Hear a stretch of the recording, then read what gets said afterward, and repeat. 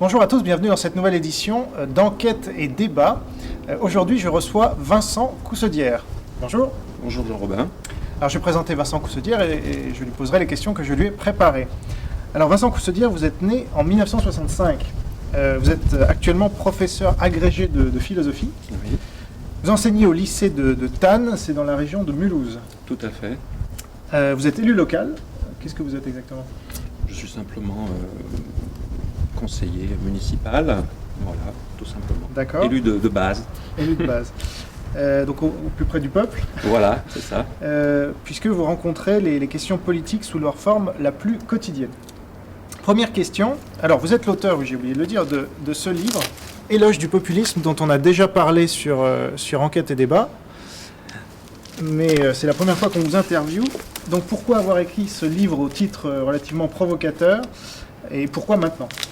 Alors, l'idée du livre date d'à peu près environ un an. On a décidé de faire ce livre il y a un an. Il était beaucoup question du populisme un petit peu partout.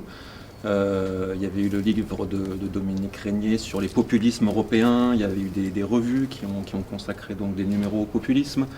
Donc on parlait énormément du populisme. Et finalement, je n'étais pas tellement satisfait de la manière dont on utilisait ce terme. Donc je dirais on pourrait partir un petit peu d'un paradoxe. C'est un terme qui est confus, polysémique, un peu vague et général. Donc d'une certaine manière, je ne suis pas satisfait de ce terme. Et en même temps, en réfléchissant, je trouve qu'on a besoin de ce terme à condition de le penser autrement, parce qu'il décrit finalement bien ce qui nous arrive aujourd'hui collectivement. Voilà pourquoi j'ai voulu travailler sur cette question. Parce que derrière populisme, il y a aussi bien sûr le peuple et la manière dont on pense le peuple. Voilà. Et pourquoi éloge alors ? Alors éloge pour effectivement renverser un petit peu l'utilisation actuelle qui est faite du terme, puisque c'est un terme qui est devenu essentiellement péjoratif, qui est utilisé pour désigner finalement une forme de démagogie. Donc je préférerais qu'on utilise d'ailleurs le terme de démagogie populiste, qui me semble plus précis, que de parler de populisme. Parce que quand on parle de populisme, on ne sait jamais qui est populiste. Est-ce que c'est le démagogue, le chef de parti, ou est-ce que c'est le peuple lui-même qui est populiste, qui partage les opinions du démagogue ? Bref, c'est un terme qui est un petit peu ambigu dans son utilisation. Donc éloge du populisme, pour bien sûr renverser un petit peu l'utilisation du terme, et revenir aussi à un sens qui était un sens plus ancien du mot populisme, puisque ce mot a désigné finalement un mouvement politique aux États-Unis, à la fin du XIXe siècle, un mouvement d'émancipation du peuple, qui cherchait un peu une troisième voie entre démocrates et républicains. Et puis dans la langue française, populisme servait à désigner tout simplement un courant littéraire dans les années 1929-1930. C'est comme ça que le terme est Donc apparu il y a des gens qui dans se la sont langue française. revendiqués du populisme à un moment ? Voilà, en un sens qui n'est pas du tout celui qu'on a donné au terme. Le sens qu'on donne aujourd'hui au terme, il vient surtout de l'utilisation qu'on a faite Pierre-André Taguieff dans les années 83-84 pour parler du vote Front National. C'est lui qui a introduit l'utilisation actuelle du terme de populisme qui maintenant est reprise communément. Et vous n'êtes pas d'accord avec lui alors j'essaye de lui donner un autre sens. Je préférerais, je reconnais tout à fait ce que Pierre-André Taguieff décrit, mais pour moi, il le dit d'ailleurs lui-même dans certains textes, il décrit une forme de démagogie. Mais garder le terme de populisme me semble un peu ambigu. Alors justement, j'avais une question qui arrivait plus loin, mais que je vais vous poser maintenant sur... où est-ce que... Voilà. Donc page 42, vous expliquez que démagogue est plus juste que populiste, car populisme, selon vous, signifie le parti des conservateurs qui n'ont pas de parti. Oui. C'est bien ça ? Oui, tout à fait.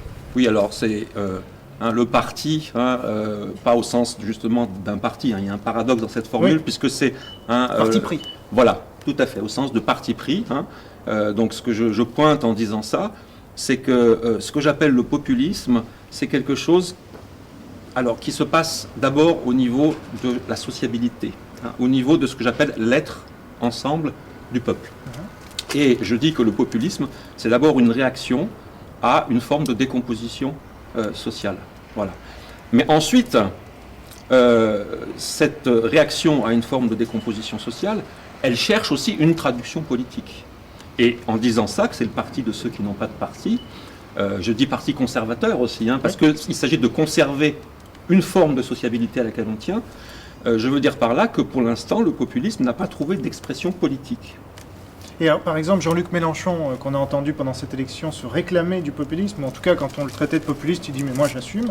Est-ce que vous le considérez comme conservateur parce qu'il voudrait garder des avantages acquis? Alors pas du tout. Jean-Luc Mélenchon utilise le terme, il l'assume dans le sens classique, c'est-à-dire une forme d'appel au peuple. Hein.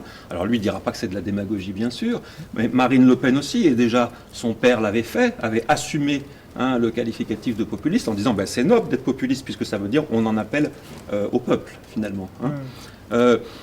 Simplement moi ce que je dis c'est que ces gens-là partagent une conception du peuple qui est absolument insuffisante philosophiquement et politiquement.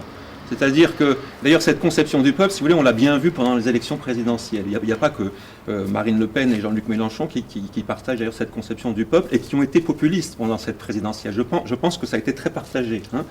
On a vu cette espèce de compétition, sous l'impulsion, il est vrai, de Jean-Luc Mélenchon, cette compétition dans, si vous voulez, celui qui ferait le meeting, qui rassemblerait en plein air le plus grand nombre possible. Et donc, ça veut dire qu'on considère, si vous voulez, le peuple comme effectivement un rassemblement de masse le plus considérable possible. Alors là, ça veut dire qu'on a rapport au peuple. Vous voyez, c'est une conception du peuple qui me semble dangereuse. Je crois qu'on confond ici deux choses. On confond le peuple et la masse, ou la foule, si vous voulez. Que va-t-on dire des 59 850 000 personnes qui ne se sont pas rassemblées? C'est pas le peuple, vous voyez. Donc c'était un peu puéril, cette espèce de compétition. Et ça traduisait, je pense, un manque de réflexion, si vous voulez, sur justement qu'est-ce que c'est que le peuple. Et on prend le peuple comme effectivement un grand individu qu'on est capable de rassembler comme ça de la manière purement quantitative, si vous voulez. Donc en fait, vous niez le fait que Marine Le Pen et Jean-Luc Mélenchon, par exemple, puissent être populistes? Non, ils sont populistes, effectivement, dans le sens où ce sont des démagogues qui en appellent au peuple. D'accord, voilà. Pour être bien clair. Voilà. Alors, vous dites à un moment que vous êtes à la recherche d'une voie nouvelle. J'ai lu ça dans l'exergue de votre livre. Aujourd'hui, il est à la recherche d'une voie nouvelle en politique, comme semble-t-il beaucoup de Français. Qu'est-ce que vous entendez par là? Alors, peut-être qu'on pourrait dire d'ailleurs, en disant ça, que je fais partie de ce populisme que je décris. Et c'est justement parce que j'en fais partie, peut-être, que je suis capable de le décrire. C'est Nietzsche qui disait que pour comprendre la maladie, il faut être soi-même un peu malade. Le nihiliste, c'est celui qui est affecté justement en partie de cette maladie et qui peut penser le nihilisme. Donc, si vous voulez, moi j'en avais un petit peu assez qu'on me décrive justement de manière moralisatrice comme ce populiste, du coup xénophobe, anti-européen, etc. Qu'on me fasse la morale parce que justement je partage avec le peuple, à mon avis, un désarroi. Une recherche justement d'une traduction politique véritable à un certain nombre de problèmes. En ce sens-là, je fais partie du phénomène que je décris. Et il me semble qu'autour de moi, quand je regarde des gens, même c'est pas une question de classe sociale, ou des gens même très cultivés, etc., c'est pas un phénomène récent. Ça fait une trentaine d'années que je vois les gens autour de moi s'interroger quasiment jusqu'à la dernière seconde pour savoir pour qui ils vont voter. Donc cette détresse du peuple politique français que je décris, elle ne date pas d'hier, elle ne date pas de la présidence de Nicolas Sarkozy. C'est un phénomène ancien, et j'essaie de revenir sur les causes politiques anciennes de ce phénomène. Alors justement, page 22 par exemple, vous expliquez que le populisme ne procède pas d'une aspiration à plus de démocratie directe et de participation. Et alors donc je comprends mieux ce que vous voulez dire par là, parce que tant le Front National que le Front de Gauche ont appelé à plus de... le Front National plus de démocratie directe et le Front de Gauche plus de participation. Tout à fait, tout à fait. Là, je critique en fait deux conceptions du populisme, deux interprétations de ce que ça veut dire aujourd'hui ce phénomène du populisme. Il y a une interprétation de droite qui est critique à l'égard du populisme et qui dit qu'en fait c'est un discours du démagogue qui parle à la place du peuple, mais le discours de droite va dire à juste raison de toute façon il faut dans une démocratie des représentants. Donc le démagogue qui en appelle au peuple, en fait il a un discours vide, etc. Et puis il y a l'interprétation de gauche qui est plutôt sympathisante et qui dit mais oui, mais ce phénomène, il faut le prendre au sérieux du populisme parce qu'il montre une aspiration à plus de démocratie directe, à plus de participation. Et moi, je dis que ça n'est ni l'un ni l'autre. J'essaye de dire que dans le populisme, il n'y a pas forcément d'aspiration à une démocratie directe. Je pense que le peuple a une certaine forme de sagesse, qu'il sait que dans un État moderne, la démocratie directe est une utopie, qu'il sait que nous avons besoin de représentants. Mais simplement, ce peuple, il pense que ces représentants-là, justement, eh bien, ils manquent actuellement. Ils ne font pas la politique qui irait dans le sens du bien commun. Hein, et donc, ce n'est pas une protestation en l'air, une protestation contre les élites en général. Vous voyez, on dit toujours le populisme protestataire, comme si ce peuple n'était pas capable de comprendre qu'il faille des élites, qu'il faille des représentants. Moi, je dis, c'est pas ça le problème. C'est pas des anarchistes. Voilà. Et le peuple ne remet pas en cause le principe même de la représentation. Simplement, il désespère de ses représentants. Ça n'est pas la même chose. Et il a peut-être des raisons objectives. Et alors, vous en rajoutez une couche sur la démocratie directe quelques pages plus loin. Vous dites, c'est la grande maturité politique du peuple français de savoir qu'aucune transparence et aucune démocratie directe ou participative ne pourra le sortir de l'ornière. Et en fait, je pense que sur le terme de démocratie directe, en fait, il faut redéfinir aussi, puisqu'en Suisse, par exemple, c'est une démocratie qui est appelée directe, mais qui est en fait semi-directe. Tout à fait. Est-ce que ça correspond plus à l'aspiration du peuple, ce qui se passe en Suisse, par exemple, selon vous ? Alors tout à fait. Alors là, le modèle suisse est un modèle effectivement qui, pourrait nous sembler plus proche de la démocratie directe. Moi, je dirais qu'il a mis au point des instruments de représentation qui restent quand même de l'ordre de médiation, si vous voulez, d'instruments de représentation, mais qui sont beaucoup plus satisfaisants, effectivement, de la volonté populaire. Alors, par exemple, on peut prendre l'exemple, bien sûr, du référendum, parce que ce qu'il faut dire sur le référendum, justement, c'est qu'il ne s'agisse pas seulement de voter sur des décisions toutes faites ou préétablies, ou seulement de voter pour un représentant, mais il s'agit du référendum d'initiative populaire, donc ça veut dire que le peuple lui-même a une possibilité d'initiative dans la décision. Donc ça me paraît un modèle, effectivement, qui est plus proche du respect de la volonté générale, mais qui passe quand même par des médiations. Par des médiations qui sont nécessaires de toute façon. Et alors, parlons de médiation, disons quelques mots sur les médias, parce que c'est une autre manière. Aujourd'hui, les gens regardent beaucoup plus la télévision qu'ils ne regardent le mercredi à l'Assemblée. Hein, ça, je crois que c'est clair. Donc, il y a un rôle politique que jouent les médias. Or, on constate une connivence terrible entre les médias et le pouvoir politique. Donc est-ce que ça ne contribue pas justement à l'émergence de ces phénomènes que vous décrivez ? Je crois tout à fait. Je pense que si on définit le populisme comme une réaction du peuple qui est mécontent de ses élites, je pense qu'il faut penser qu'il y a toutes sortes d'élites. Il n'y a pas que les élites politiques, il y a effectivement les élites médiatiques qui d'ailleurs dans notre système sont extrêmement proches. Il y a des rapports qui sont quasi incestueux entre les élites médiatiques et politiques en France. Ils ont fait les mêmes écoles, ce sont des gens qui se connaissent depuis Sciences Po, etc. Et donc, qui ont un rapport, qui se marient éventuellement entre eux, qui ont un rapport donc de proximité, de fascination en même temps, de fascination-répulsion, et d'intérêt. Et qui vivent dans une forme de séparation justement d'avec la sociabilité du peuple. Parce que moi, ce que j'appelle le peuple, la manière dont j'essaye de le repenser, c'est en mettant en avant le concept très ancien, aristotélicien, de sociabilité. Je dis, qu'est-ce que c'est appartenir à un peuple ? C'est être dans un certain type de rapport social, partager une même sociabilité.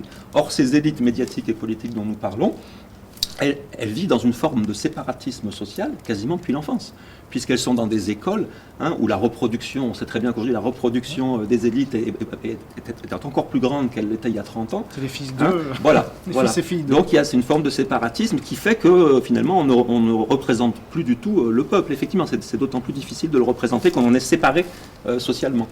Donc évidemment, vous n'êtes pas là pour apporter des solutions, mais qu'est-ce que vous pensez de la manière dont les médias vont évoluer à l'avenir ? Parce qu'il n'y a pas de contre-pouvoir aux médias, ça vient peut-être de là aussi. Alors dans mon essai, je parle justement aussi d'un populisme intellectuel, mais en prenant le terme dans le sens tel que je le redéfinis, c'est-à-dire un mouvement qui part du peuple dans sa méfiance envers les élites. Je parle d'un populisme intellectuel Et je cite par exemple Internet, certains sites comme le vôtre par exemple. Ou Riposte Laïque. Voilà, donc je veux dire par là que ce sont aussi des modes d'expression intellectuelle qui souvent sont en dehors de la reconnaissance académique, qui se situent souvent en dehors de la reconnaissance académique et qui témoignent aussi d'une insatisfaction à l'égard justement de la représentation médiatique. Alors justement, parlons de Riposte Laïque, puisque vous les citez clairement, sans les diaboliser d'ailleurs. Ce qui est à peu près unique. Enfin, à chaque fois qu'on cite Riposte Laïque, dans les médias notamment, c'est pour en dire du mal.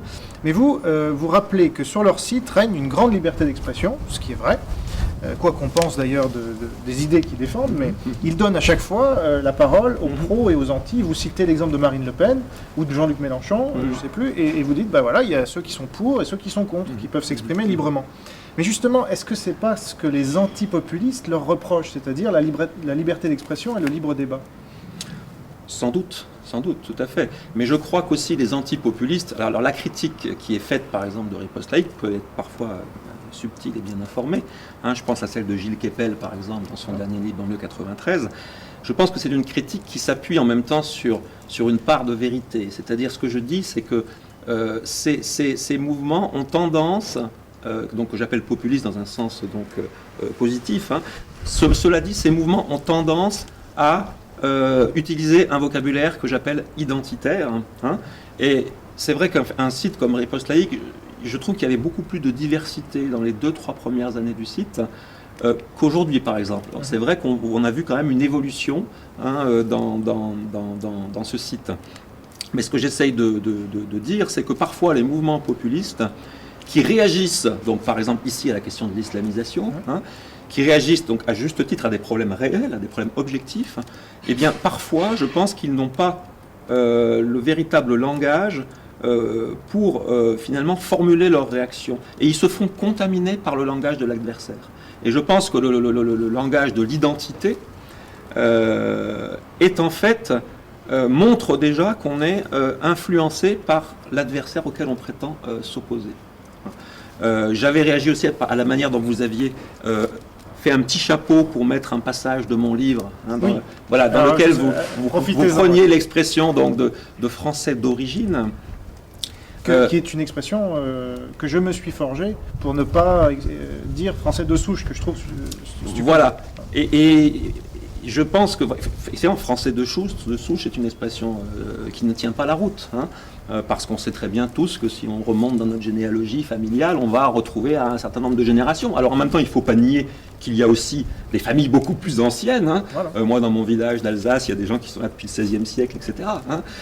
Mais le problème, c'est qu'il y a aussi tout l'inverse, c'est-à-dire qu'il y a des gens qui sont parfaitement assimilés, parfaitement français, et puis qui vont, s'ils remontent à leurs origines, des origines qui seront étrangères. Mais c'est mon cas d'ailleurs. Voilà. Donc, alors je dirais, on n'est pas français par une origine ou une souche, si vous voulez, qui serait pure, mais on est français par une action d'assimilation.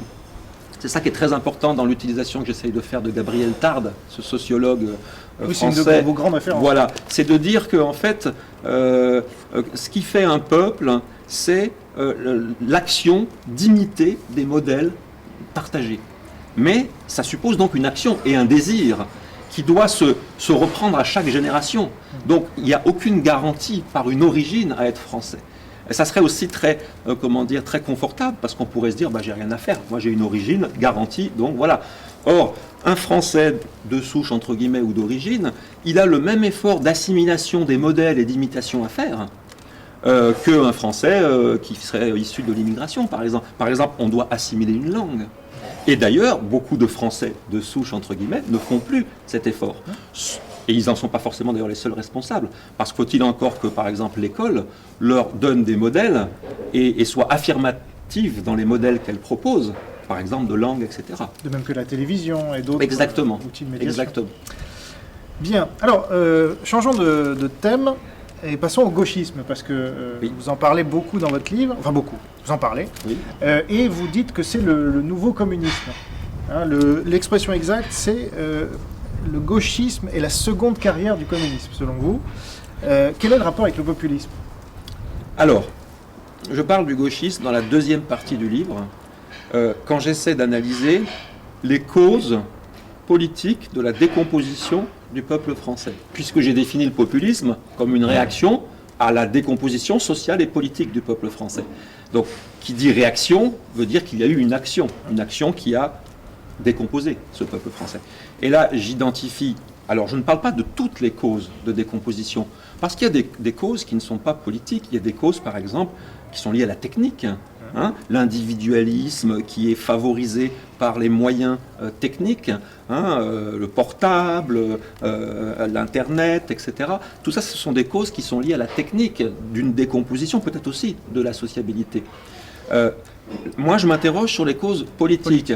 Pourquoi ? Parce que je crois, alors là je me démarque aussi d'un certain nombre d'interprètes ou de critiques, je ne crois pas que la technique soit un destin une fatalité qui aurait donc des conséquences qui seraient les mêmes partout.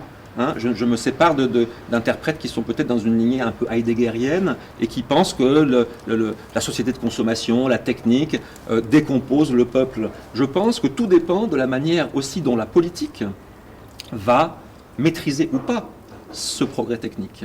Après tout, ce n'est pas la technique d'elle-même qui s'impose de sorte que nous ayons des iPads pour tous les élèves dans les établissements. Ça dépend aussi d'une décision politique. Donc, je m'intéresse, moi, aux facteurs politiques de la décomposition. Et donc, c'est là que je m'intéresse au gauchisme, qui est pour moi une métamorphose, si vous voulez, de l'idéologie communiste, qui n'a pas pu continuer telle qu'elle, avec le déclin du communisme soviétique.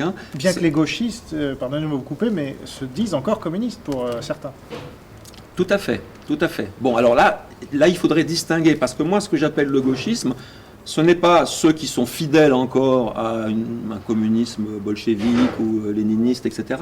Ce ne sont pas les trotskistes, ce ne sont pas les maoïstes, parce que tous font sur la classe sociale. C'est la classe qui reste quand même finalement l'instrument révolutionnaire. Moi, j'appellerais le gauchisme, c'est plutôt ce que des gens comme Jean-Pierre Le Goff, par exemple, appellent le gauchisme culturel, ou le gauchisme libertaire. Et donc, il y a beaucoup de communistes qui sont dans ce cas, justement. Oui. Mais alors, peut-être qu'ils ont, quand même revu un petit peu leur appartenance partisane, par exemple. Mais ils ont gardé le terme, voilà. Mais c'est possible, tout à fait, c'est possible. J'en ai interviewé pas mal. Oui, tout à fait, tout à fait. Bon, il y a une espèce de syncrétisme, de toute façon, de syncrétisme, et c'est vrai que dans ce domaine aussi, il n'y a plus justement de pureté idéologique, puisque le modèle, de toute façon, il a été défait, donc on bricole pour essayer de sauver quelque chose. Et donc je mentionne surtout le nom de Sartre, que je considère comme le patron un petit peu de ce gauchisme justement culturel libertaire. C'est celui qui a permis l'adaptation de l'idéologie communiste finalement aux démocraties libérales. Et donc le gauchisme ne fait plus fond sur la classe sociale, mais sur l'individu. Et c'est l'individu qui est finalement la pierre de touche de la révolte face à un système qui l'empêche d'explorer toutes ses potentialités, etc. Donc l'aliénation, toute la critique de l'aliénation fait fond sur l'individu et sur la défense de la réalisation totale des possibilités de l'individu, si vous voulez. C'est au niveau sociétal, parce qu'au niveau économique, le collectivisme est encore très présent avec les services publics, avec beaucoup de choses comme ça. Alors là, il faudrait articuler, effectivement, ce gauchisme donc effectivement social-culturel avec une forme d'étatisme effectivement qui en permet la réalisation, jusqu'à un certain point, parce que seul un État très riche peut protéger de cette manière l'individu. Et je crois qu'on arrive au bout de cette possibilité-là. Et ce qui est intéressant, c'est que des gens comme Riposte Laïque, par exemple, sont tout aussi étatistes d'ailleurs. Viennent de la gauche, voire de l'extrême gauche. Pierre Cassin, qui dirige Riposte Laïque, est un ancien ouvrier CGT du livre. L'étatisme est une chose assez partagée en France, puisque on pourrait vous dire que Marine Le Pen aussi est tout à fait étatiste. Voilà. Alors après, il faudrait voir ce qu'on entend par étatiste, effectivement. Alors, vous dites qu'avec Mitterrand, il y a eu la conjugaison du gauchisme et de l'européanisme, et qui a pris le peuple en tenaille Pouvez-vous nous expliquer cette idée qui est un peu au cœur de votre raisonnement? Voilà, c'est ça. Hein. L'idée, c'est donc d'identifier finalement deux forces politiques majeures, hein, deux dynamiques politiques majeures qui ont été à l'œuvre dans les 30 ou 40 dernières années, qui sont d'une part donc, ce que j'appelle le gauchisme, mettre l'individu au centre du combat politique, hein, ce qui est d'ailleurs une inversion de la politique, puisque la politique vise normalement l'intérêt commun et demande à l'individu de sacrifier certains désirs, certains intérêts. Alors que là, dans le gauchisme, on fait de l'individu la fin du politique. Donc c'est ce que j'appelle une anti-politique. Hein. Donc d'un côté, il y a cette force-là, et de l'autre côté, il y a l'européisme, hein, ce que j'appelle l'européisme à la suite de gens comme Roland Hureau, par exemple. Ouais. Hein. Donc l'européisme qui, est une forme de décomposition de la souveraineté populaire, hein, une idéologie qui va permettre finalement, qui va faire perdre plutôt, hein, au peuple français ses instruments de contrôle finalement sur ses représentants, et puis qui va faire perdre à ses représentants eux-mêmes les leviers politiques essentiels pour gouverner un peuple. De sorte que, si vous voulez, le peuple est déconstruit finalement par le haut et par le bas, hein, par le gauchisme qui promeut l'individu d'un côté, et par l'européisme qui de l'autre côté transfère traitement des compétences, hein, à l'Union européenne. Tout en ouvrant les frontières à l'immigration. Oui, tout en ouvrant les frontières à l'immigration, en tout cas en faisant de l'immigration, de la gestion en tout cas de l'immigration, une compétence là aussi qui échappe de plus en plus aux États. Hein. Et alors vous dites que Marine Le Pen, parce qu'on n'en a pas beaucoup parlé, finira comme son père. C'est-à-dire soit elle s'alliera avec d'autres démagogues comme elle, soit elle finira toute seule dans son coin et puis elle sera isolée. Est-ce que vous avez fait votre choix, vous? Dans le pronostic, ouais. Dans le pronostic. Est-ce que ce qui vient de se passer conforte alors, votre jugement? Dans le pronostic, je voulais dire, alors en disant qu'elle pouvait s'allier à une autre forme de démagogue, ça vient aussi du fait que je critique dans mon livre le fait qu'on ne qualifie de démagogue que les démagogues populistes, comme Marine Le Pen ou Jean-Luc Mélenchon, mais je pense que la démagogie est assez partagée par les élites politiques. Attention, actuelles. c'est populiste ce que vous dites là. Pas forcément. Après, il faudrait montrer que la démocratie, il n'y a pas justement une démocratie qui serait indemne de toute démagogie. Hein, voilà. Il faudrait montrer qu'il n'y a pas une opposition entre les deux qui est complètement tranchée. Hein. Alors, ce que je voulais dire par là, c'est que je pensais en fait au cas italien, en parlant de l'alliance entre Marine Le Pen et, par exemple, une partie de la droite. Hein, par exemple, la droite populaire, la partie de l'UMP. Donc, je pensais que Marine Le Pen pourrait peut-être, si elle voulait avoir un avenir politique, suivre le même parcours un peu que le leader italien Gianfranco Fini, hein, du MSI, qui ensuite s'est allié à Berlusconi en ayant modifié le discours néofasciste qui précédait. Et donc je vois très bien Marine Le Pen, en fait, elle l'a déjà fait, parce que dans son discours politique, c'est un discours qui était axé pendant la campagne énormément justement sur la question de l'Europe, hein, sur la question du retour de l'État, c'est un discours quasiment chevènementiste qui était tout à fait républicain, hein, alors dans les formes en tout cas. Alors après on peut toujours soupçonner des intentions derrière, si vous voulez, ça me fait penser à la polémique sur le Front National, est-il républicain, n'est-il pas républicain, etc. Qu'est-ce que ça veut dire être républicain aujourd'hui? Est-ce qu'on sait ce que ça veut dire? Ça veut dire que l'UMP et le PS ont dit que vous étiez républicain. C'est un raccourci c'est un raccourci qui était effectivement. Mais on oublie que, en fait, le Front National depuis 30 ans observe une stricte légalité républicaine. Alors, je veux bien qu'on dise que être républicain, ça n'est pas seulement respecter une légalité républicaine, mais c'est aussi un esprit, une vertu républicaine, ce qui est aussi vrai. Hein, tous les grands penseurs républicains ont bien fait remarquer que la République ne dépendait pas seulement d'institutions, mais aussi d'une vertu politique. Mais le problème, c'est qui peut dire qui possède cette vertu ou ne la possède pas. Hein, on est un peu là dans le procès d'intention. Hein, vous savez bien que ceux qui ont le pouvoir ont tous les pouvoirs, finalement. Oui, mais ce qui me gêne beaucoup dans cette disqualification, si vous voulez, anti-républicaine du Front National, c'est que, en fait, ça permet d'éviter d'affronter les questions politiques, finalement, et de poser les problèmes politiques qui sont posés. Hein, ça permet de disqualifier l'adversaire et de ne pas, du coup, entrer dans un véritable débat politique. y compris à la représentation dans les assemblées, etc., dont ils sont complètement exclus. Tout à fait. Mais on peut remarquer malgré tout qu'ils y vont, tout en sachant depuis 30 ans qu'ils vont perdre systématiquement, sauf entre 86 et 87. Mais c'est bien peu par rapport à tout ce qu'ils représentent. Et pourtant, ils continuent cette... Est-ce qu'il n'y a pas là un comportement bizarre ? Alors là, peut-être qu'on peut penser, mais je ne suis pas spécialiste de toutes ces questions, mais peut-être qu'on peut penser que là, il y aura quand même une différence à faire entre Marine Le Pen et son père, dans le sens où je pense qu'elle, on pourrait peut-être penser que son père jouait un rôle un peu de trublion qui faisait partie d'une économie générale du système politique, que Mitterrand avait bien utilisé d'ailleurs. Je ne suis pas sûr que ce soit la même chose avec Marine Le Pen. On verra ça. Alors, à la fin de l'ouvrage, vous faites un parallèle qui m'a frappé entre populisme et résistance. Donc la résistance, selon vous, était populiste, vous l'écrivez. Et vous dites qu'en 1940, les résistants risquaient leur vie, mais qu'en 2012, on risque son poste. Bon. Est-ce que vous risquez votre carrière en écrivant ce que vous écrivez ? Alors, comme je n'ai pas justement de carrière académique, je suis professeur simplement dans un lycée, dans le secondaire. Oui, non, de ce côté-là, je pense que je ne risque rien. Par contre, peut-être que si j'aspirais à une carrière académique ou médiatique, alors à ce moment-là, les choses seraient différentes. C'est tout à fait possible. Tout à fait possible. Quand je parle du populisme comme forme de résistance, je l'ai défini dès le départ donc, comme une forme de résistance d'un peuple à la destruction de son être social et politique. Je pense que d'une certaine manière, on a eu affaire à ça, effectivement, au moment de la résistance, puisqu'on a vu un peuple progressivement désavouer finalement ses élites et les décisions que ces élites avaient prises.